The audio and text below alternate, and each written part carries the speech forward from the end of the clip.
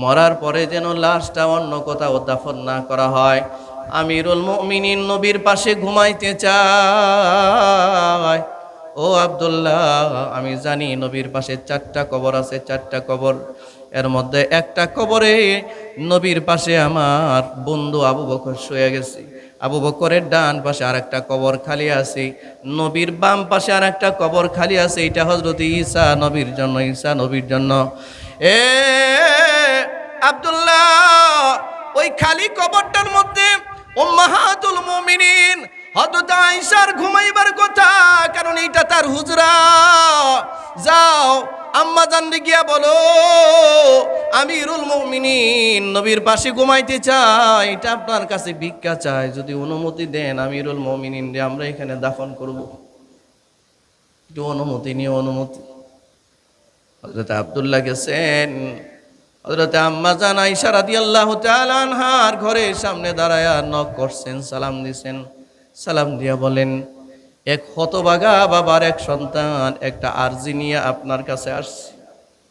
আব্বা বলছে সারা জীবন নবীর পাশে ছিলেন, আব্বা আপনার কাছে অনুমতি চাই, যে কবরটা আপনার জন্য নবীর পাশে নির্ধারণ করা আছে ওই কবরে আমার আব্বা ঘুমাইতে চায়, আপনি যদি অনুমতি দেন তো আব্বারে ইন্তেকালের পরে আমরা এখানে দাফন করব। হযরত আয়েশা বলেন, আরে আব্দুল্লাহ, এটা তো ভালোই হয়, সারা জীবন দেখছি আমার আব্বা আবু বকর ছিলেন নবীজির ডান হাত আর ওমর ছিলেন নবীর বাম হাত। আল্লাহু আকবার বলেন। আরে ওমরে তো নবীর পাশে কবর দেওয়া মানায়, যদিও বা এটা আমার জন্য নির্ধারিত জায়গা, এটা আল্লাহর জন্য আমি ছেড়ে দিলাম, আমার দাফন জান্নাতুল বাকিতে দিয়া দিও, ওমর রে এখানে দাফন করে দিও। সুবহানাল্লাহ। একজন আমিরুল মুমিনিন, অর্ধেকটা পৃথিবীর শাসনকর্তা, একটা কবরের জায়গার জন্য উম্মাহাতুল মুমিনিনের কাছে ভিক্ষা চাই, ভিক্ষা। কতটুক ইনসাফ থাকলে পরে এমন কাজ। আলহামদুলিল্লাহ সুম্মা আলহামদুলিল্লাহ। আল্লাহ তাবারাকা ওয়া তাআলার দরবারে শানে ইলাহিতে লাখো কোটি শুকর ও সুজুদ আদায় করছি যে মহান মুনিব অত্যন্ত মেহেরবানি করে আজকে আমাদেরকে পবিত্র মুহররম মাসের প্রথম জুমায় আল্লাহ তাবারাকা ওয়া তাআলা আমাদেরকে জুমার সালাত আদায় করার নিয়তে আল্লাহ রাব্বুল আলামিনের ঘরে সুস্থ অবস্থায় আমাদেরকে আসার বসার তৌফিক দান করেছেন। আমরা আমাদের মহান মালিকের দরবারে অন্তরের অন্তঃস্থল থেকে শুকরিয়া আদায় করছি, সকলে পড়ছি আলহামদুলিল্লাহ। সম্মানিত হাজিরিন, বছরের আরবি বছরের সূচনার মাস, শুরুর মাস হচ্ছে মুহররম। ইংরেজি মাসের শুরু হচ্ছে জানুয়ারি, বাংলা মাসের শুরু হলো বৈশাখ, না বৈশাখ। আমরা মোটামুটি জানুয়ারি যতটুক জানি বৈশাখ ততটুক জানি না, আবার বৈশাখ যতটুক জানি মুহররম তো আরও জানি না, যদি বা আমাদের নামের আগে মুসলমান আছে। মুসলমানদের হিজরি গণনার সাথে মুসলমানদের কোনো সম্পর্ক নাই, এটা দুঃখজনক। যাই হোক, এটা হিজরি মাসের প্রথম মাস। তো আল্লাহ এমন একটি গুরুত্বপূর্ণ সময় আল্লাহ আমাদেরকে তার ঘরে ইবাদতের উদ্দেশ্যে আসার তৌফিক দান করেছেন। আমরা আবারও হৃদয়ের সবটুকুন আবেগকে উজাড় করে মহান মালিকের দরবারে শুকরগুজার হচ্ছি, সকলে চিৎকার করে পড়ছি আলহামদুলিল্লাহ। আমাদের গত জমায় আলোচনা ছিল মুসলমানরা সঠিক ধর্মের অনুসারী হওয়া সত্ত্বেও তাদের উপর বিপদ মুসিবত বেশি কেন। এটা ছিল তার আমাদের একটা শিরোনাম, এটার পার্ট আজকে 2, এটা নিয়ে কথা হবে। মুসলমানদের উপরে বিপদ মুসিবত দেখবেন দুনিয়াতে বেশি। এ কারণে হাদিসে পড়েছি রাসূলুল্লাহ সাল্লাল্লাহু আলাইহি সাল্লাম বলেছেন, আদ-দুনিয়া সিজনুল মুমিন ওয়া জান্নাতুল কাফির। দুনিয়া মুমিনদের জন্য একটা জেলখানা। দুনিয়া মুমিনদের জন্য একটা কি? জেলখানা। জেলখানা। মুমিনদের জন্য দুনিয়া হচ্ছে একটা জেলখানা, আর কাফেরদের জন্য দুনিয়া হলো জান্নাত, বেহেশত, সুখ শান্তির জায়গা, বেনিফিটের জায়গা। সম্মানিত ভাইয়েরা আমার, এই কারণে পৃথিবীতে মুমিনদের দুঃখ কষ্ট একটু বেশি। আর দুঃখ কষ্ট বেশি হইলেই মুমিনের ক্ষেত্রে আল্লাহ তাআলা বড় আশ্চর্যজনক কিছু বিষয় রেখেছেন। এমন মুসলমানদেরকে আল্লাহ যখন কয়েকটা ভাগে পরীক্ষা করেন, এক নাম্বার, মুসলমানদের যখন পরীক্ষা শুরু হয়, বিপদ বালা মুসিবত শুরু হয়, এক নম্বরে আল্লাহ তাকে ট্রাই করেন, পরীক্ষা করেন মুজাহাদার ক্ষেত্রে, ইমানের ক্ষেত্রে সে কতটুক মজবুত স্থানে অবস্থান করছে। এটাকে পরীক্ষা করার জন্য আল্লাহ মুমিনদের উপরে মাঝে মধ্যে বালা মুসিবত দিয়ে থাকেন। কখনো কখনো মুমিনদের জীবনে যে মুসিবত চলে আসে এটা তার পাপের কারণে আসে। কিসের কারণে? জোরে বলেন। পাপের কারণে। কখনো বিপদ আসে মুমিন মুসলমানদেরকে সতর্ক করবার জন্য, যে তুমি এতটাই পাপের ঘরে ডুবে আছো, সতর্ক হও, ফিরে আসো। এই জন্য মুসলমানদেরকে এবং মানব জাতিকে আল্লাহ মাঝে মধ্যে বিপদ দেয় যাতে করে সে ফিরে আসে। কখনো মুসলমানদের বিপদ আসে তার মর্যাদাকে বাড়াবার জন্য, মর্যাদা বাড়াবার জন্য। কখনো ভালো মন্দ যাচাই বাছাই করার জন্য মুমিনদের উপরে বিপদ চলে আসে। আর এই সব কিছুর উপরে মুমিনদের উপরে যে বিপদ আসে, এই বিপদটাই মুসলমানদের জন্য, মুমিনদের জন্য একটা নিয়ামত। মুসিবতের দুইটা কিসিম আছে, দুইটা প্রকার আছে। বিপদ আসার অনেকগুলো কারণ আছে। এই কারণ উল্লেখ করে আমি যে আয়াত আপনাদের সামনে তেলাওয়াত করেছি, আয়াতে রব্বি কারীম ইরশাদ করেন, বিসমিল্লাহির রহমানির রহিম,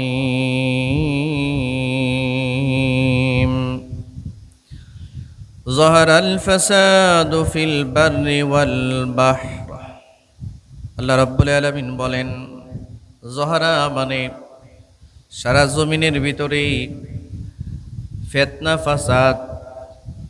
ফাসাদ সারা দুনিয়ার মধ্যে ছড়িয়ে পড়েছে। জহরা মানে ছড়িয়ে পড়েছে, ফাসাদ মানে মারামারি, ধরাধরি, কাটাকাটি, দাঙ্গা হাঙ্গামা, চিন্তাই, চুরি ডাকাতি, ভূমিকম্প, ভূমিধস, এগুলো হচ্ছে না দুনিয়াতে? এগুলো হচ্ছে না?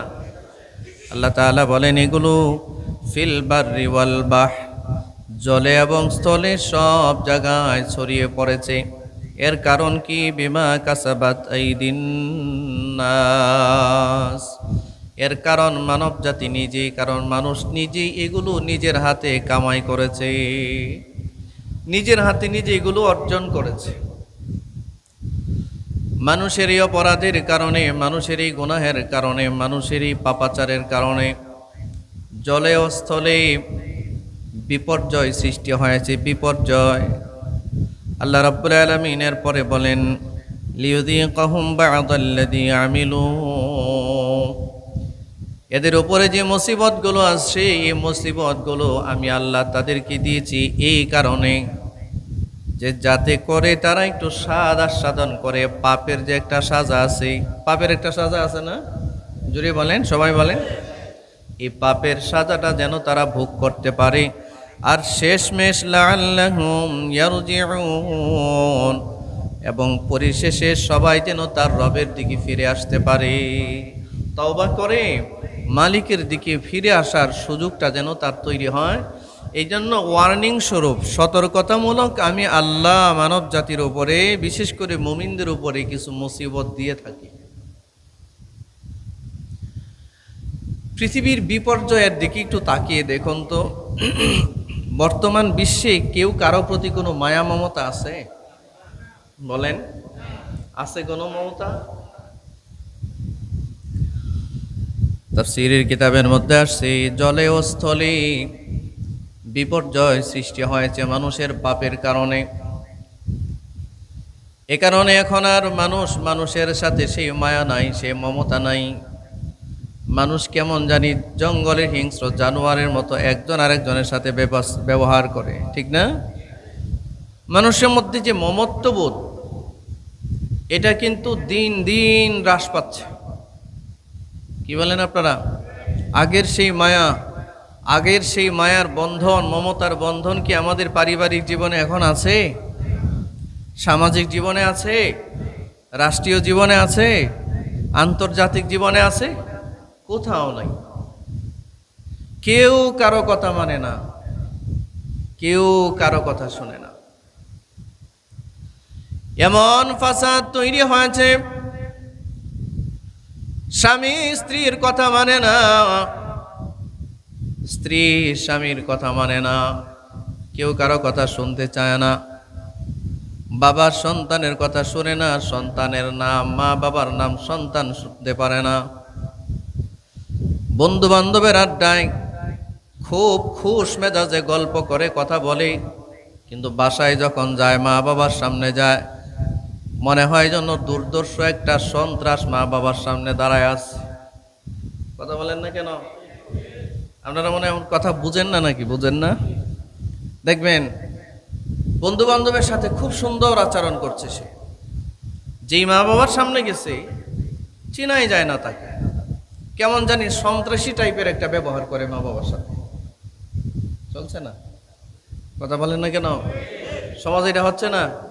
এই ছেলেটাই বন্ধু মহলে খুবই পরিচিত, ভদ্র, বন্ধু বান্ধবের সাথে খুব সুন্দর ব্যবহার করে, আর মা বাবার সাথে যত খারাপ ব্যবহার আছে, যেই লেভেলের খারাপ ব্যবহার করার দরকার সেই লেভেলের খারাপ ব্যবহার করে। ঠিক আছে কিনা বলেন? ছাত্র শিক্ষকের কথা শুনে না, ফাসাদ ছড়িয়ে পড়েছে সব জায়গায়। নেতার কথা কর্মী শোনে না, কর্মীর পরামর্শ নেতা নেয় না। কি বলেন আপনারা? চলছে না? নেতা যেটা মনে করে সেটাই করে।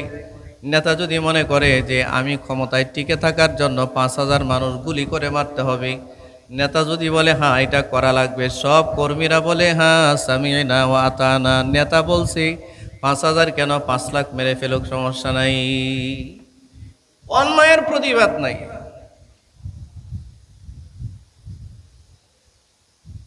আল্লাহ একটা মানুষ বানাইছে, কোরআনে মাজিদে আল্লাহ বলেন বিনা অপরাধে কেউ যদি একটা মানুষ হত্যা করে, এটা মুসলমান হোক আর অমুসলমান হোক, একটা মানুষ যদি হত্যা করে, কাতালান নাস জামিয়া, সে যেন সারা দুনিয়ার সব মানুষ হত্যা করার গুনাহ তার কাঁধে লাগবে।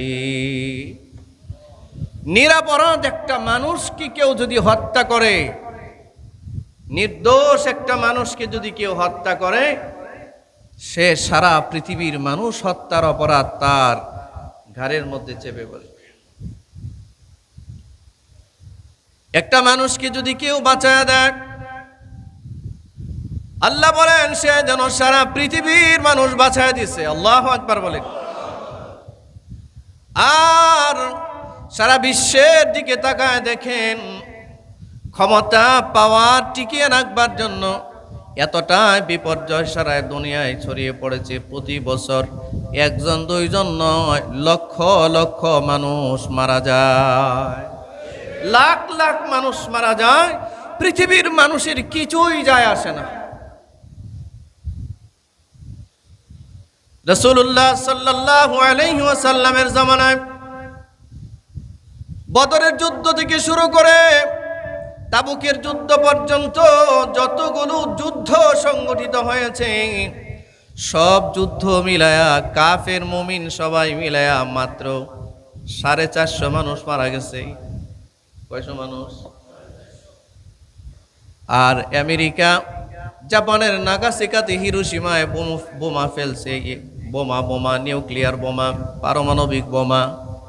এক বোমায় লক্ষ লক্ষ মানুষ মারা গেছে, ঠিক না? লাখ লাখ মানুষ মারা গেছে। মাত্র 1-1.5 বছরে নিরীহ ফিলিস্তিনি মুসলমান মারছে ফিলিস্তিনের গাজার মুসলমান। অভিশপ্ত ইহুদিরা গাজার মুসলমান মারছে 56,000 মানুষ মারছে, 56,000। ভাবতে পারেন? ইরাকে মানুষ মারা গেছে প্রায় 4 লক্ষের উপরে, আফগানিস্তানে মানুষ মারা গেছে প্রায় 7 থেকে 10 লাখের উপরে, লিবিয়ায় মানুষ মারা গেছে 3 লাখের উপরে। এই মাত্র কয়েকটা দিনে ইরানে মানুষ মারা গেছে প্রায় 500-র উপরে, ঠিক না? 500-র উপরে মানুষ মারা গেছে। একটা বনি আদম মারা যায়, আল্লাহর সবচেয়ে দামি সৃষ্টি মাখলুক, মানুষ মারা যায়। মানুষ, পৃথিবীর মানুষের কিছুই যায় আসে না। এটা থেকে কোনো ইবরতই হাসিল করে না, তারা এটা মানতেই চায় না। সারা জমিনের মধ্যে ফাসাদ ছড়িয়ে পড়েছে। যার ক্ষমতা আছে সে ক্ষমতা দেখায়, অনুতপ্ত হয় না, অনুতপ্তের আগুনে সে জ্বলে না, নিজেরে জিজ্ঞাসা করে না সারা দিনে কয়টা ভালো কাজ করছে, কয়টা মন্দ কাজ করছে, জিজ্ঞাসা করে নাই। এই মুহাসাবাটা, এই হিসাব নেওয়াটা আমাদের জীবনে নাই। আমরা যারা এখানে আছে, আমরা কথা শুনতেছেন আপনারা? একটু কষ্ট করা লাগবে, কি করবেন? আমরা তো সোনার বাংলায় বাস করি। জুমার নামাজের টাইম শুরু হয়েছে, বিদ্যুৎ চলে গেছে। একে আজীব এলাকা, আজীব দেশে বাস করি। আল্লাহ এদেরকে হেদায়েত করুক, বলে না আমিন। হবে না তো হেদায়েত, আমিনও আসমানে যাবে না। রাগ করলে কেন যাবে না? এই আমিন বলেন। এই যে ফাসাদ, এই যে এই পাপের এই শাস্তি, এটা আমাদের নিজেদের হাতে তৈরি করা শাস্তি। আমাদের রাষ্ট্রে কোনো সিস্টেম নাই, আমাদের রাষ্ট্রে কোনো সিস্টেম নাই। সিস্টেম পৃথিবীতে এমনও রাষ্ট্র আছে সারা 24 ঘন্টায়, সারা মাস, সারা বছর 1 সেকেন্ডের জন্য বিদ্যুৎ গেছে, এমন রাষ্ট্র পৃথিবীতে বহু আছে। 1 সেকেন্ডের জন্য বিদ্যুৎ যায় না, 24 ঘন্টায় বিদ্যুৎ আছে। আমাদের এই বিপর্যয় কেন? কারণ আমরা নিজেরা ভালো না। কষ্ট লাগবে একটা কথা বললে, বলবো? রাগ করতেছেন আপনারা? হানা বলেন না, যে জোরে বলেন, বলবো? এই যে জনগণের উপরে এই অনাচারী জুলুম কেন চেপে বসে জানেন? জালিম কেন জনগণের উপরে, অত্যাচারী কেন রাষ্ট্রপ্রধান হয়? হাদিসের মধ্যে আল্লাহ রাসূল সাল্লাল্লাহু আলাইহি ওয়াসাল্লাম বলেন, রাষ্ট্রের সাধারণ জনগণ যখন ওজনে কম দেয়, ওজনে ব্যবসা বাণিজ্যে কাস্টমারদের ঠকায়, কাস্টমাররে যখন ঠকায়, তখন আল্লাহ ওই জাতির উপরে জালিম শাসক বসায়া দেয়। কাস্টমাররে যেই দেশে, গ্রাহকরে, গ্রহীতাকে, ক্রেতাকে যেই ব্যবসায়ীরা ঠকায়া দেয়, ওজনে মাল কম দেয়, এই রাষ্ট্রে জালিম বসায়া দেয় সবগুলোরে শায়েস্তা করার জন্য। এই জন্য আমাদের আপার দরকার। আপারা চেনেন না? যে আপা হিজরত করে দিল্লি চলে গেছে, এ রাষ্ট্রের মানুষের শাসন করার জন্য উপযুক্ত মানুষের নাম হলো আপা। নাম শুনছেন না মনে হয়? কথা বলেন, আপা চেনেন না? জাতীয় আপা, বাপেও আপা কয়, ছেলেও আপা কয়, নাতিও আপা কয়। এই কি এক আপা!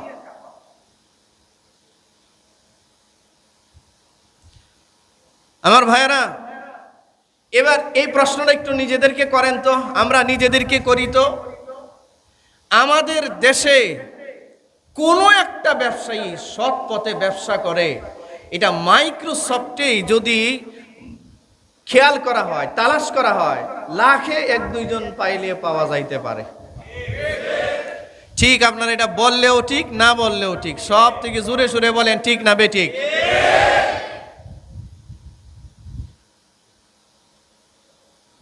একটা হোলসেলার থেকে শুরু করে খুচরা বিক্রেতা পর্যন্ত যদি ন্যূনতম সুযোগ পায় কাস্টমারকে ঠকাবার, সেখানেই ঠকায়। কথা বলেন না যে কেন ভাই? জোরে বলেন। কোথায় 2 নাম্বারই নাই? কোন জায়গাটায়, কোনখানে কাস্টমারকে ঠকানো হয় না? সব জায়গায় ঠকানো হয়, সব জায়গায়। তো তো আল্লাহর নবী বলেন, একটা জনপদের মানুষ, একটা সমাজের মানুষ, একটা রাষ্ট্রের মানুষ ব্যক্তিগতভাবে যখন ন্যায়পরায়ণতা প্র্যাকটিস করবে না,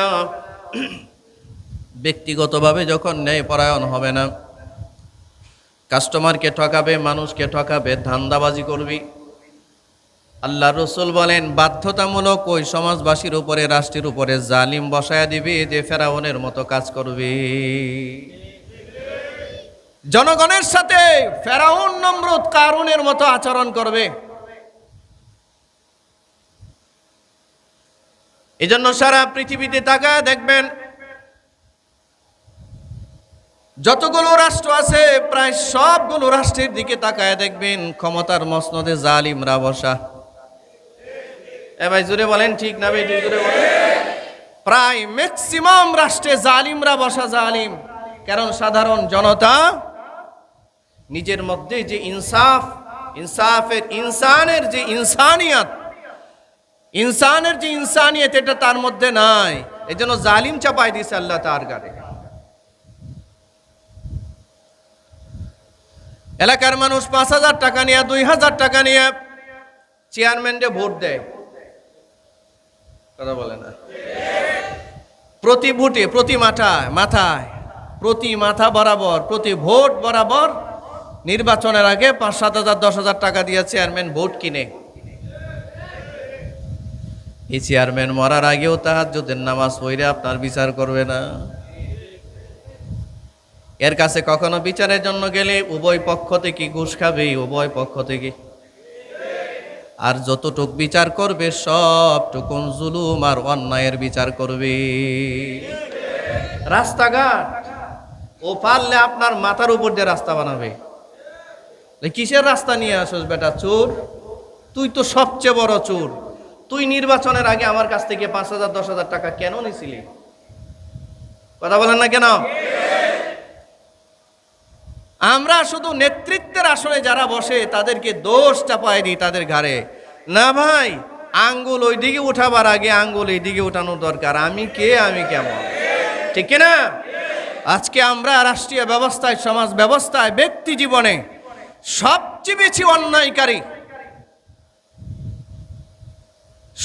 বেশি অন্যায়কারী এবং অন্যায়কারীকে সাপোর্টার আমরা, জালিমকে সমর্থন করি এবং ব্যক্তি জীবনে ইনসাফকে প্র্যাকটিস করি না কখনোই। আপনি একটু সুযোগ পান না,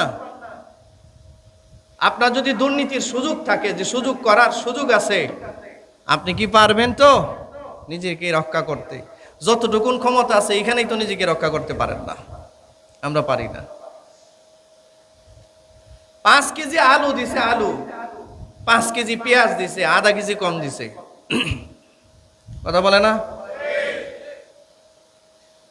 1 কেজি গোশত কিনছেন আপনি কসাইয়ের দোকান থেকে, 1 কেজি গোশত, এখানে 100 গ্রাম কম দিছে, কথা বলেন? মাইপা দেখেন, পরে মাইপা দেখেন, কম দিছে। প্রত্যেকটা জায়গায় মানুষকে কিভাবে ঠকানো যায়, এই ঠকবাজরা দুনিয়ায় ছড়াইয়া ছিটাইয়া পড়ছে। এই জন্য সব জালিমরা এখন সাধারণ মানুষের উপরে জুলুম করতেছে, ঠিক না? কেউ কারো কথা শুনে না, কারো প্রতি কোনো দয়া মায়া কিচ্ছু নাই, পারিবারিক বন্ধন নাই, সামাজিক শিষ্টাচার নাই। অন্তত ছোট্টবেলায় আমরা দেখছি স্কুল কলেজের কোনো টিচারের সামনে, স্যারদের সামনে কোনো ছেলে মেয়ে, কি স্কুল কি মাদ্রাসা, কোনো ছেলে মেয়ে শিক্ষকদের সামনে বিয়াদবি করতো না, শিক্ষকের সামনে হাতে বিড়ি নিয়ে চলতো না। আর এখন শিক্ষক ছাত্র একসাথে বসে গাঁজা সেবন করে, গাঁজা একসাথে, গাঁজা খায়, মদ খায়, ইয়াবা খায়, একসাথে খায়। কেন এই মুসিবত, এই বিপর্যয় কেন আসলো? এই সামাজিক শিষ্টাচার আমাদের থেকে কেন উঠে গেল? আমাদের মুহাসাবা নাই, আমাদের নিজেকে জিজ্ঞাসা করি না আমি আসলে ভালো মানুষ কিনা। আমরা খালি অন্যরে নিয়ে ব্যস্ত আছি, এই অমুক ভালো না, তমুক ভালো না, তমুক ভালো না। আচ্ছা ভাই, আপনি কি আপনাদের জিজ্ঞাসা করছেন আপনি ভালো মানুষ নেই? অমুক তমুকের দিকে তো আঙ্গুল বহু উঠাইছেন, আপনি আপনাকে জিজ্ঞাসা করেছেন, আমি কি আমাকে জিজ্ঞাসা করেছি? দিন শেষে 24 ঘন্টার পরে আমি রাতে যখন ঘুমাতে যাই, আমি কি কখনো মুহাসাবা করেছি, নিজেকে জিজ্ঞাসা করেছি আমি কি আসলে ভালো মানুষ কিনা? এই 24 ঘন্টায় যতগুলো কাজ করলাম, যতগুলো কাজ করেছি, যতগুলো কথা বলেছি, এই কথাগুলো ন্যায় বলেছি না অন্যায় বলেছি, সত্য বলেছি না মিথ্যা বলেছি, মানুষের উপরে বিচার করেছি, ন্যায় করলাম না অন্যায় করলাম, আমার অধীনস্থ কর্মচারী যারা আছে, আমার আন্ডারে যারা চাকরি করে, এদের উপরে ইনসাফ করলাম না জুলুম করলাম, আমি কি কখনো মুহাসাবা করেছি? 24 ঘন্টার মধ্যে কয়টা নেক কাজ করলাম, কয়টা বদ কাজ করলাম, আমি কি কখনো ডায়েরি মেনটেন করেছি? করি নাই, করার প্রয়োজন মনে করি না। এই কারণে আমাদের সমাজে আমাদের উপরে এই বিপর্যয়, এই মুসিবত নেমে এসেছে। অথচ আমিরুল মুমিনিন হযরত ওমর রাদিয়াল্লাহু তাআলা আনহু, খলিফাতুল মুসলিমিন, আমিরুল মুমিনিন হযরত ওমর, যার ব্যাপারে আল্লাহর রাসূল বলেন লাউ কানা বাদি নাবিয়্যুন লাকানা উমর, আমার পরে পৃথিবীতে যদি কোনো নবী আসার দরজা খোলা থাকতো, আল্লাহ ওমর রে নবী বানায়া পাঠাইতো। আসতে বললেন যে সুবহানাল্লাহ, একটু জোরে বলেন। ওমরের মর্যাদা এত বেশি, রাসূলুল্লাহ বলেন প্রত্যেকজন নবীর একজন মুহাদ্দিসিন আছে, আমারও একজন মুহাদ্দিস আছে, তার নাম ওমর। ওমরের হৃদয়ে আল্লাহ এলকা করে, এলকা, আল্লাহ যা বলতে চায় এইটা ওমরের মুখ দিয়ে বের করে। আসতে বললেন যে জোরে বলেন সুবহানাল্লাহ। এ কারণে কোরআনুল কারীমের ভিতরে প্রায় 22টা আয়াত আল্লাহ নাজিল করেছেন।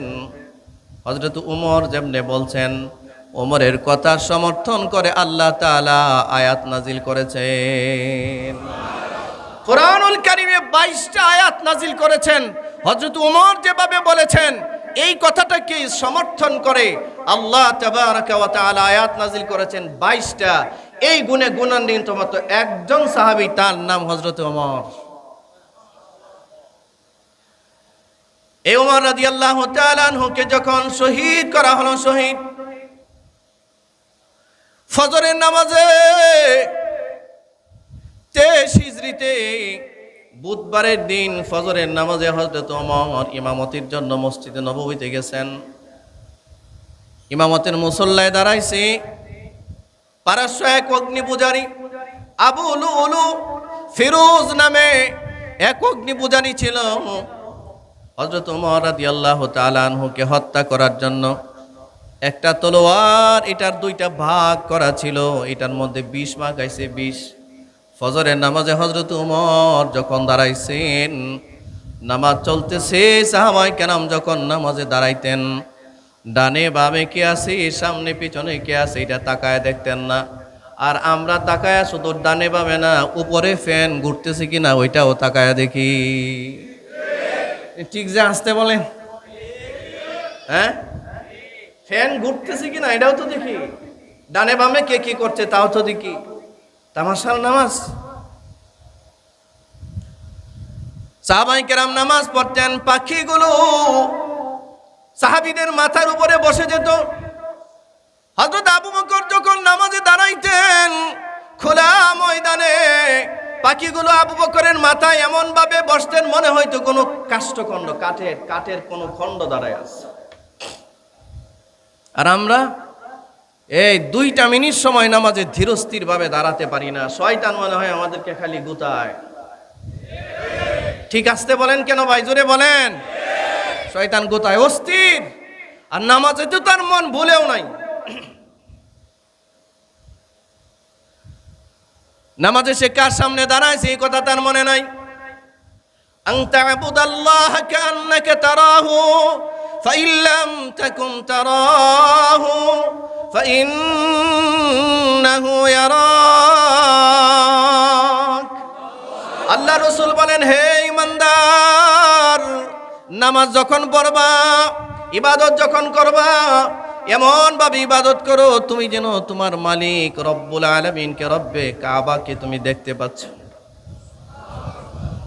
যদি তোমার এই চোখ তৈরি না হয়, অন্তত এটা মনে করো তুমি তোমার মালিকরে দেখতে না পারলেও তোমার মালিক তোমারে দেখতেছেন। তোমার আল্লাহ, তোমার রব তোমাকে দেখতেছেন। কতটুকু দুঃসাহস আর কতটুকু উদাস হলে মানুষ নামাজের মধ্যে দাঁড়িয়ে ডানে বামে তাকায়, নামাজে দাঁড়িয়ে মানুষ উপরে নিচে তাকায়, নামাজে দাঁড়িয়ে মানুষ সারা দুনিয়ার চিন্তা করে। আপনি কি নামাজ পড়েন না নামাজের সাথে তামাশা করে? এই কারণে এই নামাজের ব্যাপারে আল্লাহ রাব্বুল আলামিন সূরা মাউনে বলেন, ফাওয়াইলুল লিল মুসাল্লিন,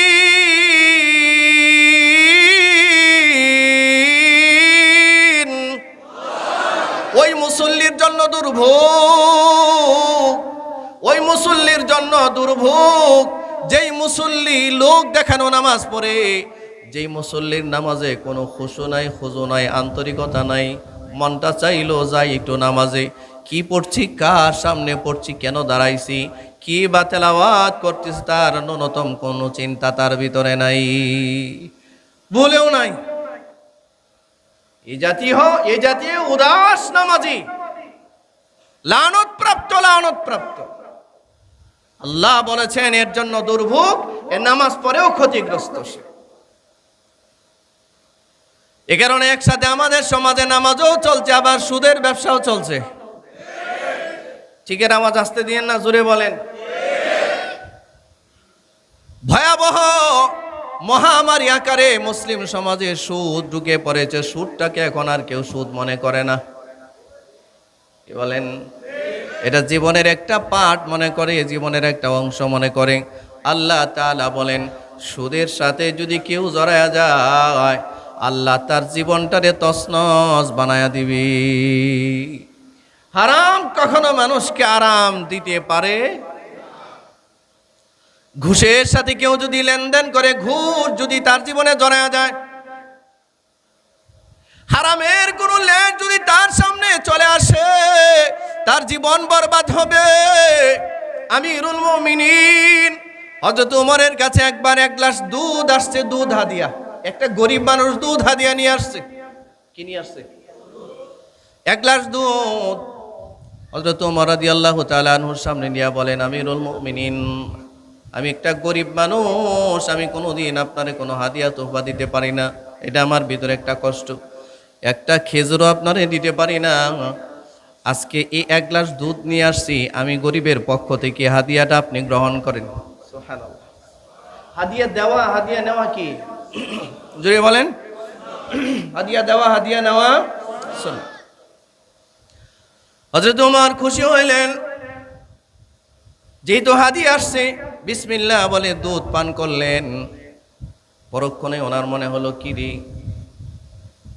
এটা গরিব মানুষ একটা খেজুর আমার কাছে নিয়ে আসতে পারে না, সে এক গ্লাস দুধ নিয়ে আসলো কোত্থেকে? তার তো কোনো ছাগল থাকার কথা না, তার তো দুম্বা থাকবার কথা না, তার তো উট থাকবার কথা না, সে দুধ আনলো কোত্থেকে? জিজ্ঞাসা করে, আচ্ছা ভাই, তুমি যে আমার এক গ্লাস দুধ পান করাইলা, হাদিয়া দিলা, এটা কোত্থেকে আনছো? সুবহানাল্লাহ, সুবহানাল্লাহ। এবার ওই গরিব সাহাবী বলে, হযরত, এটা সদকার দুধ। কিসের দুধ? সদকা কি সবার জন্য খাওয়া যায়? যদি বলে না, কথা বলে না। আপনারা ঘুমাইতেছেন ভাই, জুমায় মাত্র সারা সপ্তাহে 40-50 মিনিটের জন্য মসজিদে আসেন, এখানে এসেও যদি জিমান, দিন কোথায় শিখবেন ভাই? মানুষ, আপনি আপনার জীবনে গতি পথ পরিবর্তন করবেন কিভাবে? এই 40-50 মিনিট সময় একটু সজাগ হন, সজাগ। সারা সপ্তাহে মাত্র 50 মিনিট সময় দেন আল্লাহর ঘর মসজিদে, এখানে ঘুমায়েন না, কয়েকটা কথা একটু শোনেন। আপনার আমার হিতাকাঙ্ক্ষী দুনিয়াতে কেউ নাই। এই খুতবার, এই মিম্বার থেকে যে কয়টা আওয়াজ যায়, এইটা শুনে যদি কেউ আত্মশুদ্ধি করে, তবেই যদি দুনিয়া এবং আখিরাতে কোনোটা কিছু একটু কল্যাণ যদি পায়, এখান থেকে পাবে।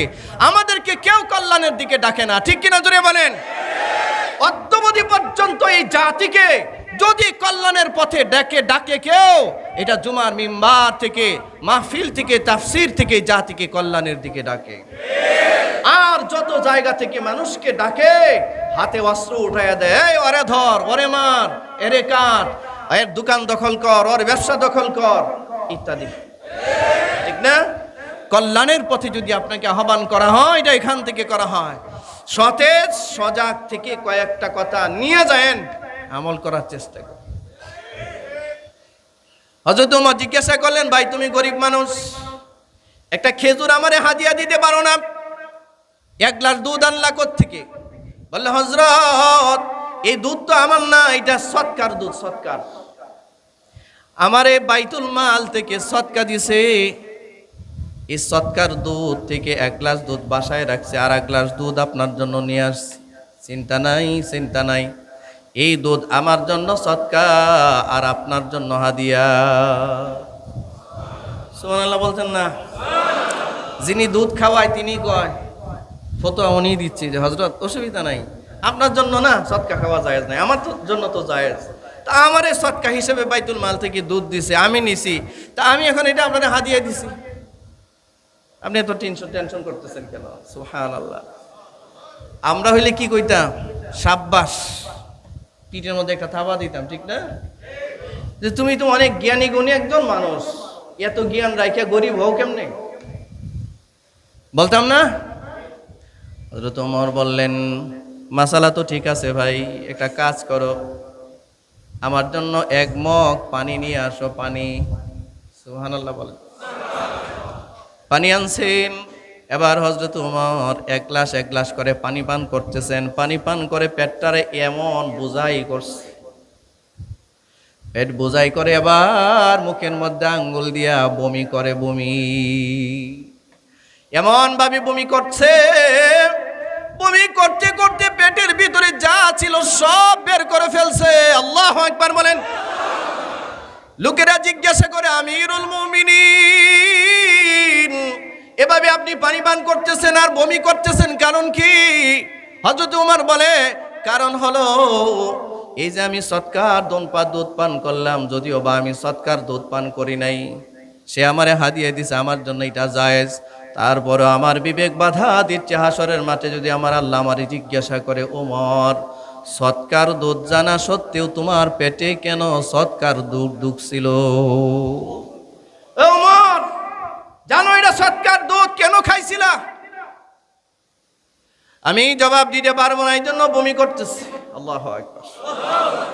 এই ওমর রে পিছন দিক থেকে আঘাত করে শহীদ করা হলো, শহীদ। হযরত ওমর 24 তারিখে জিলহজ্জের 24 তারিখে আঘাত প্রাপ্ত হয়েছেন। এমন ভাবে আঘাত করছে হযরত ওমর রে, একদম পিছন দিক থেকে এরকম তলোয়ার, 2 সাইড, দুতলা, তলোয়ারটা একতলা না, দুতলা তলোয়ার, দুতলা। একটা আঘাত করছে মানে 2 তলোয়ারের আঘাত এক আঘাতে হয়েছে। এবং এই তরবারির মধ্যে, এই তলোয়ারের মধ্যে বিষ মাখাইছে, আবলো হলো। হযরত ওমরের পেটের খাদ্যনালী কেটে গেছে। হাকিম আসছে, ডাক্তার আসছে, ডাক্তার চিকিৎসা করে। হযরত ওমর রে বলে, আমিরুল মুমিনিন, খলিফাতুল মুসলিমিন, আপনার পরবর্তী খলিফা কে হবে আপনি নির্ধারণ করেন। আপনাকে যেভাবে আঘাত করা হয়েছে আর আপনার খাদ্যনালী যেমনি কেটে গেছে, আপনি আর বাঁচবেন না। খাদ্যনালী কেটে গেছে, 120, 2 নাম্বার পেটের যতগুলো খাদ্যনালী আছে ম্যাক্সিমাম কেটে গেছে, আপনি বাঁচবেন না হযরত। আপনার পরবর্তী খলিফাকে নির্বাচিত হবে, আপনি তারে নির্বাচন করেন। হযরত ওমর ওনার সন্তান আব্দুল্লাহ ইবনে ওমরকে ডাকলেন, বললেন, ও আব্দুল্লাহ, যাও আলী আর উসমান রে ডাকো, আরো গুরুত্বপূর্ণ সাহাবী যারা আছেন তাদেরকে ডাকো। সবারে ডাকলেন। 6 জনের একটা মন্ত্রী পরিষদ গঠন করলেন। কয় জনের? জোরে বলেন, জোরে জোরে। 6 জনের একটা মন্ত্রী পরিষদ, একটা ক্যাবিনেট গঠন করে হযরত ওমর বললেন, আমার ইন্তেকালের পরে এই 6 জন নির্ধারণ করবে আমার পরের খলিফা কে নির্ধারিত হবে। আমরা হইলে বলতাম, কিসের মিটিং, কিসের আবার ক্যাবিনেট মিটিং, কিসের আবার মন্ত্রী পরিষদ? আমার মতো এত যোগ্য ছেলে, সন্ত্রাস মার্কা ছেলে থাকতে আবার রাষ্ট্রের ক্ষমতা কারে দিয়া যাব? আমার পরবর্তী রাষ্ট্রপ্রধান, ঠিক কিনা জোরে বলেন? বাপ প্রেসিডেন্ট ছিল, এই জন্য ছেলের প্রেসিডেন্ট হতে হবে। মা রাষ্ট্রপ্রধান ছিল, এই জন্য সন্তানের রাষ্ট্রপ্রধান হতে হবে। এই ধরনের আচরণ একটা রাষ্ট্র থেকে, এই পরিবারতন্ত্র যতদিন পর্যন্ত দূর না হবে, রাষ্ট্রে কোনোদিন ন্যায় আর ইনসাফ প্রতিষ্ঠিত হবে না। একজন যোগ্য মানুষ, কে আমার সন্তান, কে আমার ভাই, কে আমার চাচা, কে আমার সাধারণ কর্মী, যদি তার মধ্যে রাষ্ট্র পরিচালনার যোগ্যতা থাকে, সে রাষ্ট্র পরিচালনায় আসবে। আমার সন্তান হিসেবে আমার বাবা রাষ্ট্রপ্রধান ছিল, এই জন্য আমার রাষ্ট্রপ্রধান হতে হবে। এই নীতি যতদিন পর্যন্ত একটা রাষ্ট্রে থাকবে, এই রাষ্ট্রে জুলুম আর অত্যাচার চলতেই থাকবে। এই পরিবারতন্ত্র থেকে আমাদেরকে বেরিয়ে আসতে হবে। আপনারা কি বুঝেন? আপনারা বুঝতেছেন? বাংলাদেশের এই 44, 45, 54, 55 বছর বয়সে বাংলাদেশ নামক একটা এই রাষ্ট্রে পরিবারতন্ত্র থেকে আমরা মুক্তি পাই নাই, ঠিক কিনা জোরে বলেন? এখন আমরা পরিবারতন্ত্র থেকে মুক্ত নই, ভবিষ্যতে মুক্ত না। আল্লাহর কসম, এই পরিবারতন্ত্রকে লাঠি দিয়া বঙ্গোপসাগরে পাঠাইতে হবে। এই গণতন্ত্রকেও লাঠি দিয়া বঙ্গোপসাগরে পাঠাতে হবে। আর না হয় এই রাষ্ট্রে কখনো ন্যায় আর ইনসাফ কোনোদিন প্রতিষ্ঠিত হবে না। একজন যোগ্য ব্যক্তির দরকার ক্ষমতায় আসা, ঠিক কিনা জোরে বলেন? যে জনগণের আমানত রক্ষা করবে। এই পরিবারতন্ত্রের স্টেক হোল্ডার আমরা নিজেরা, আমরা আপনারা যারা ঠিক ঠিক বলতেছেন, আপনারা এই পরিবারতন্ত্রের জন্য পাগল। এই পরিবার ছাড়া, এই পরিবারতন্ত্রের মার্কা ছাড়া ভোট দিতে আপনারা রাজি না। এই পরিবারতন্ত্রের মার্কারই ভোট দিতে হবে। একটা চোরও যদি দাঁড়ায় ওই মার্কা নিয়ে, চোরেরও আপনি ভোট দেন। সন্ত্রাস দাঁড়ালেও, ওই চরিত্রহীন চাঁদাবাজ ধর্ষণকারীও যদি ওই মার্কা নিয়ে দাঁড়ায় যায়, আপনারা সবাই মিলে এই মার্কাটাকে ভোট দেই। এই পরিবারতন্ত্রের চর্চা তো আমরা নিজেরা করি ভাই। এ কারণে আমাদের উপরে জুলুম আর অত্যাচার যায় না, আর এটা যাবেও না। হযরত ওমর 6 জনকে ডেকে বললেন, আমার পরবর্তী খলিফা। জানেন, আব্দুল্লাহ ইবনে ওমর, হযরত ওমরের সন্তান হযরত আব্দুল্লাহ ইবনে ওমর, তৎকালীন সময়ে যতগুলো কোয়ালিফিকেশনের দরকার, যতগুলো সনদের দরকার, সবগুলো সনদ হযরত আব্দুল্লাহ ইবনে ওমরের ছিল। আব্দুল্লাহ ইবনে ওমর সুশিক্ষিত ছিলেন, উনি ফকিহ ছিলেন, মুহাদ্দিস ছিলেন, মুফাসসির ছিলেন, এবং নবীর আপন মানুষ ছিলেন। আল্লাহ রসুলের শ্বশুর হযরত ওমরের বড় ছেলে, নবীজির সাথে আত্মীয়তার বন্ধনও ছিল। তারপরে হযরত ওমর তার এত যোগ্য সন্তান থাকবার পরেও একবারও তার সন্তানের কথা বলেন নাই। না বলে 6 জনের একটা ক্যাবিনেট তৈরি করে, একটা মন্ত্রী পরিষদ গঠন করে দায়িত্ব দিয়ে গেলেন, আমার শাহাদাতের পরে, আমার মৃত্যুর পরে এই 6 জন মিলে সিদ্ধান্ত নিবে আমার পরবর্তী খলিফা কে হবে। ইনসাফ কাকে বলে? মুসলমান ভাইয়েরা আমার, হযরত ওমর রাদিয়াল্লাহু তাআলা, লম্বা কথা, সময় শেষ, আমি শেষ করে দিচ্ছি। হযরত ওমর রাদিয়াল্লাহু তাআলা আনহুর শাহাদাতের পরে ডক্টর যখন বললেন, ডাক্তার যখন, হাকিম যখন বলেন, হযরত আপনার আর সময় নাই, খলিফা কে নির্বাচিত হবে বলে দেন। তবে একটা কথা বললেন, 6 জনে কিন্তু কোরআন পড়া হয় না। ধরেন 3 জন একদিকে মতামত দিলেন, আর 3 জন আরেকজনের নাম বললেন, সমাধান আছে? অন্তত একজন তো বাড়াইতে হবে। তাহলে হযরত ওমর বললেন, 7 নম্বরের জায়গায় আমি একটা নাম প্রস্তাব করছি, এটার নাম আব্দুল্লাহ, আমার সন্তান আব্দুল্লাহ। আপনারা যদি সিদ্ধান্তে পৌঁছতে না পারেন, কোরআন যদি পুরা না হয়, আব্দুল্লাহরও একটা মতামত নিয়েন। তবে এই কথা বলি, আমার পরে আমার ছেলে আব্দুল্লাহরে রাষ্ট্রপ্রধান বানায়েন না। এইটা বলি যে আমার পরে খলিফার মসনদে আমার ছেলে আব্দুল্লাহকে বসায়েন না। আল্লাহু আকবার বলতেন না? শোনেন, নামের আগে শুধু মুসলমান লিখলে হয় না, ইসলামকে প্র্যাকটিস করতে হয়। এই পরিবারতন্ত্রের ধান্দাবাজি মাথা থেকে যদি না সরান, এই পরিবারতন্ত্রের ধান্দাবাজি যদি এই রাষ্ট্র থেকে না সরে, বাংলাদেশ নামক রাষ্ট্রে কোনো দিন ইনসাফ প্রতিষ্ঠিত হবে না, কোনোদিনও হবে না। এটা এই পরিবারগুলো মনে করেছে আমরা ছাড়া রাষ্ট্র চালাইবার আর কেউ নাই। কথা বুঝতে পেরেছেন? কোন ব্যক্তি যখন মনে করে, কোন পরিবার যখন এটা মনে করে যে আমরা ছাড়া এই রাষ্ট্র পরিচালনার আর কেউ নাই, তখন এই জাতির উপরে জুলুম আর অত্যাচার নেমে আসে। ঠিক কিনা জুড়ে বলেন? এই কারণে পরিবারগুলোকে বৃদ্ধাঙ্গুলি দেখানোর দরকার। বৃদ্ধাঙ্গুলি আমরা তাদের সাথে নাই। ঠিক কিনা জুড়ে বলেন? যদি ইনসাফ থাকে, যদি ন্যায় ভিত্তিক শাসন ব্যবস্থা তোমাদের মধ্যে থাকে, যে আসো মোস্ট ওয়েলকাম, সামনে আসো। যদি ইনসাফ আর ন্যায় আর ইনসাফ প্র্যাকটিস করার মতো যদি কোনো যোগ্যতা তোমার মধ্যে না থাকে, তোমার দলের মধ্যে না থাকে, আমরা এই দলের সাথে, এই ব্যক্তির সাথে আমরা নাই। এই কনসেপ্টটা মাথায় ঢুকাতে হবে আমাদের। পারবেন তো? পারবেন তো ইনশাআল্লাহ? কারা কারা পারবেন? হাত উঠান তো। আল্লাহ তৌফিক দান করুন, সবাই বলেন আমিন। সম্মানিত হাজরিন, হযরত ওমর এবার আব্দুল্লাহরে ডাক দিয়া বললেন, আব্দুল্লাহ, সময় শেষ, আমার একটা কথা নিয়ে উম্মাহাতুল মুমিনিন আম্মাজান হযরত আয়েশার কাছে যাও। আব্দুল্লাহ রে, সারা জীবন দোয়া করছি আমি যেন মদিনায় মরণ হয় আমার। আল্লাহুম্মা রযুকনি শাহাদাতান ফি সাবিলিক ওয়াজআল মাউতি ফি বালাদি রাসূলিক।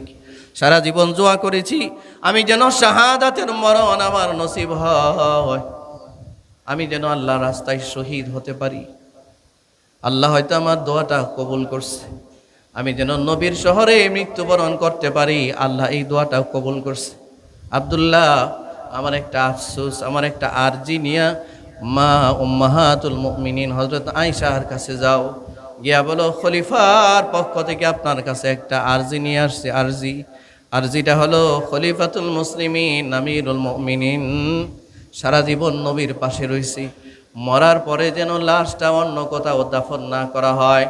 আমিরুল মুমিনিন নবীর পাশে ঘুমাইতে চায়।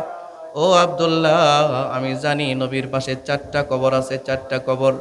এর মধ্যে একটা কবরে নবীর পাশে আমার বন্ধু আবু বকর শুয়ে গেছে, আবু বকরের ডান পাশে আর একটা কবর খালি আছে, নবীর বাম পাশে আর একটা কবর খালি আছে। এটা হযরত ঈসা নবীর জন্য, ঈসা নবীর জন্য।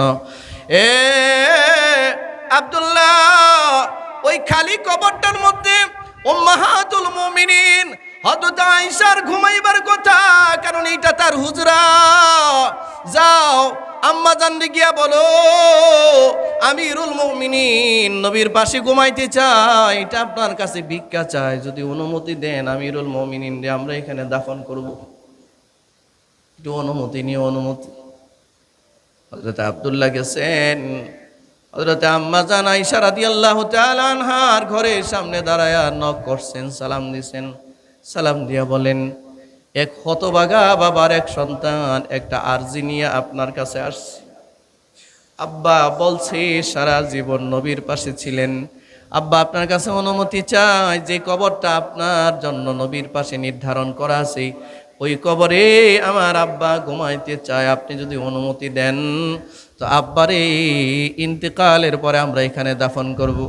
হযরত আয়েশা বলেন, আরে আব্দুল্লাহ, এটা তো ভালোই হয়, সারা জীবন দেখছি আমার আব্বা আবু বকর ছিলেন নবীজির ডান হাত আর ওমর ছিলেন নবীর বাম হাত। আল্লাহু আকবার বলেন।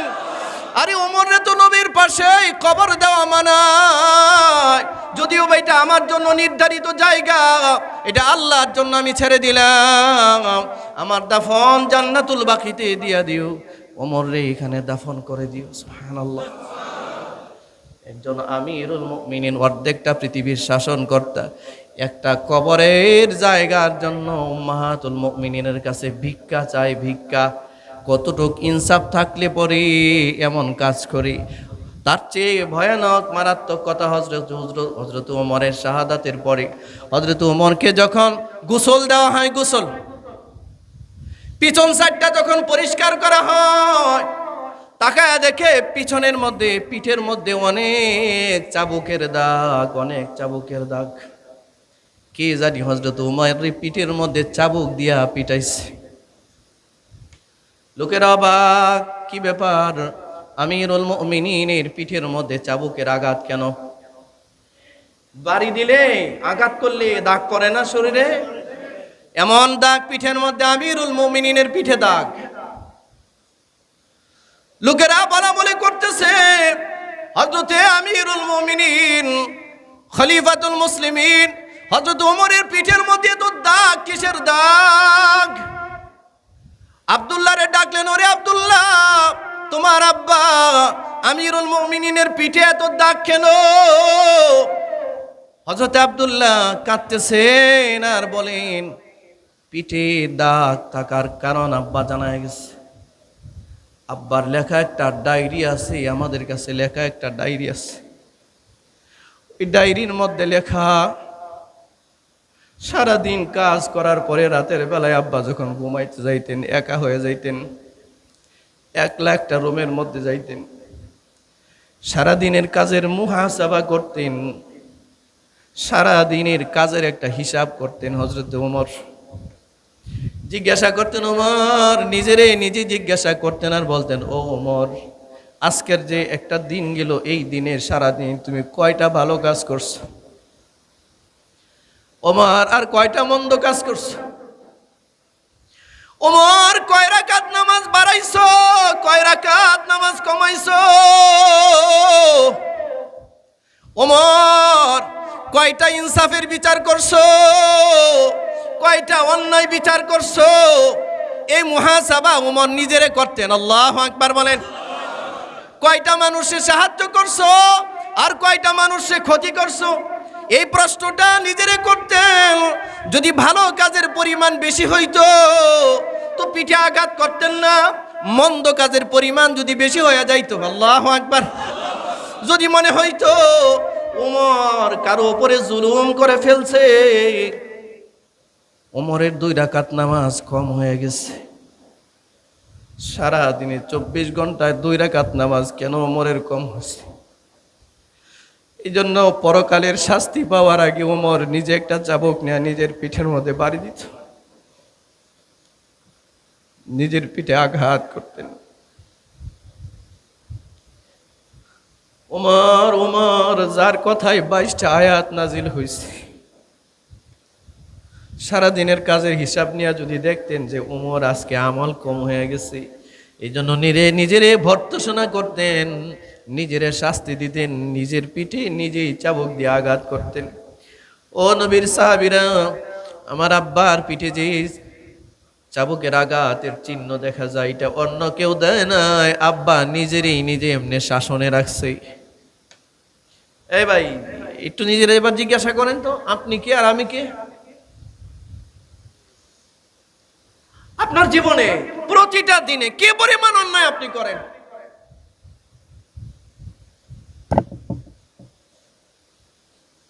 কি পরিমাণ জুলুম আর অত্যাচার আপনার? কই একদিনও তো মুহাসাবা করলেন না, সারাদিন কয়টা ভালো কাজ করলাম, কয়টা মন্দ কাজ করলাম, কোনোদিন জিজ্ঞাসা করলেন না নিজেরে। জিন্দেগি কি এমনি যাবে ভাই? কথা বলেন, জিন্দেগি কি এমনি যাবে? একটু ভালো হওয়ার দরকার নাই? হায়াত কি বাড়তেছে না কমতেছে? যদি বলেন বাড়তেছে না কমতেছে? কমতেছে, কমতেছে। আজকে আপনার সন্তান কথা শুনে না, কারণ আপনি নিজেই। আপনার কর্মচারী কথা শুনে না, কারণ আপনি নিজেই। আপনার ব্যবসা ভালো চলে না, কারণ আপনি নিজেই। এই জন্য আল্লাহ বলেন, যহারাল ফাসাদু ফিল বাররি ওয়াল বাহরি বিমা কাসাবাত আইদিন নাস লিইউযীকাহুম বা'দাল্লাযী আমিলু লাআল্লাহুম ইয়ারজিউন। ওমরের জন্য জেলখানা যাইতে হইতো না, সারা দিনের কাজ নিজের জিজ্ঞাসা করতেন রাত্রে ঘুমাইবার আগে। যদি মন্দ কাজ একটু বেড়ে যেত, মন্দ কাজ বলতে কোনো পাপ না, ধারাবাহিক দৈনিক ধরেন 100 রাকাত নফল নামাজ পড়তো, 2 রাকাত কমে গেছে, 4 রাকাত কমে গেছে। কেন 4 রাকাত কম হইল নফল নামাজে আমার? কেন আমি গত রাত্রে তাহাজ্জুদ পড়তে পারলাম না? এইটার পানিশমেন্ট হিসেবে নিজের পিঠে নিজে চাবুক মারতেন। আর আমরা অপরাধ রাজ্যকে, জুলুমের রাজ্যকে এতটাই বড় করেছি, ফুলে ফেপে এতটাই উঁচা হয়েছে, ক্ষমতার বহির প্রকাশ এতটুকু পরে চলে গেছে, আপনি আর মানুষকে মানুষ মনে করেন না, আপনার আন্ডারে যা আছে কাউরে গুরুত্ব দেন না। আপনি ক্ষমতার যেই মসনদে বসেছেন, এটাকে সর্বোচ্চ মনে করেছেন, কাউকে মানুষ মনে করেন না। পরিস্থিতি যদি এমন চলতে থাকে, মনে রাখতে হবে এই জাতীয় মানুষকে শায়েস্তা করেছেন আল্লাহ। নমরুদকে শায়েস্তা করেন নাই, ফেরাউনকে শায়েস্তা করেন নাই, কারুন আর সাদ্দাতকে শায়েস্তা আল্লাহ করেন নাই। আমার প্রিয় ভাইয়েরা, আমরা সারা দুনিয়া ইনসাফের ভিতরে আনতে পারবো না। আমরা ওয়াজ যতই করি, কিয়ামত পর্যন্ত ওয়াজ করলেও সারা দুনিয়া কি ন্যায় বিচার আনা সম্ভব আমাদের দ্বারা? আমাদের সারা দুনিয়ার চিন্তার দরকার নাই, আমি আমারই নিয়ে একটু চিন্তা করি। এটা পারবেন নি? হুজুর আমি আমারই নিয়ে একটু চিন্তা করব। আমি নিজ থেকে প্রতিজ্ঞা গ্রহণ করব, আমি কারো উপরে জুলুম করব না। আমল কমবে না, পারলে একটু বাড়বে। আমার চেষ্টা করবো তো ইনশাআল্লাহ। যদি বলেন ইনশাআল্লাহ। দেখেন আমাদের নামাজ এক ওয়াক্ত কেন 5 ওয়াক্ত ছুটে গেল আফসোস হয় না। আর হযরত উমরের রেগুলার আমল থেকে 2 রাকাত নামাজ ছুটে গেলে এই জন্য নিজের পিঠে নিজে দুর্রা মারতেন, নিজে চাবুক দিয়ে পিটাইতেন নিজের পিঠে। যার ব্যাপারে আল্লাহ রাসূল বলেন জীবিত থাকা অবস্থায় 10 জন লোকের ব্যাপারে, সাহাবীর ব্যাপারে আল্লাহ জান্নাতের সনদ পাঠিয়েছেন, সার্টিফিকেট পাঠিয়েছেন। এই 10 জনের ভিতরে 2 নম্বরে যার নাম, তিনি হচ্ছেন হযরত উমর। 2 নম্বরই উমরের নাম। যে জান্নাতের সনদ পাইছে, তারপরেও তার মুহাসাবাটা, তার হিসাবটা এরকম করে। আর আপনি আমি লাগামহীন উদাস এক জিন্দেগি চালাচ্ছি, লাগামহীন উদাস এক জিন্দেগি চালাচ্ছি। আবারও বলছি, লাগামহীন উদাস এক জিন্দেগি চালাচ্ছি, মনে করছি এই দুনিয়া আমার সবকিছু। বন্ধু সতর্ক হন, সতর্ক। আপনি কে? আপনি কি? আপনি আর বাঁচবেন কয়দিন? আপনার নাম ইতিহাসের পাতা থেকে একদিন মুছে যাবে, দুনিয়া থেকে একদিন মুছে যাবে। আরে ভাই, আমরা তো অনেকে আমাদের দাদার নাম জানি না, আমরা আমাদের নানার নাম জানি না। নানার নানা কে এটা আমার জানার বিষয় না, নানার কবর কোথাও এটা আমার জানার বিষয় না, দাদার পরদাদার কবর কোথায় আছে আমরা কেউ জানি না, নামও জানি না। এই যদি হয় 2-3 সিঁড়ির মধ্যে যদি কেউ কারো নাম না জানে, আপনি আর আমি দুনিয়ার এমন কোনো বীর বাহাদুর হই নাই যে আমাকে 500 বছর পরে দুনিয়াতে কেউ স্মরণ রাখবে। কেউ স্মরণ রাখবে না। আপনি যাই করেন না কেন, স্মরণ রাখবে না কেউ আপনাকে। আপনার রক্তের সম্পর্কের মানুষ আপনাকে স্মরণ রাখবে না। সুতরাং যা করার নিজে করুন, যতটুক ভালো কাজ করার নিজে করুন, যতটুক সাদাকা করার নিজে করুন, যতটুক নেক কাজ করার নিজে করুন। আর্তমানবতার সেবায় নিজেকে যতটুক নিয়োগ করা যায় নিজে করুন। অন্যের অপেক্ষায় থাকা যাবে না। পৃথিবীর মানুষ কে আমারে স্মরণে রাখলো আর কে আমাকে স্মরণে রাখলো না, এটা আমার কোনো আলোচ্য বিষয় নয়। আমি চাই আল্লাহর স্মরণে থাকতে। কারা কারা প্রস্তুত আছেন? আল্লাহ তৌফিক দান করেন। ওয়া মা আলাইনা ইল্লাল বালাগ।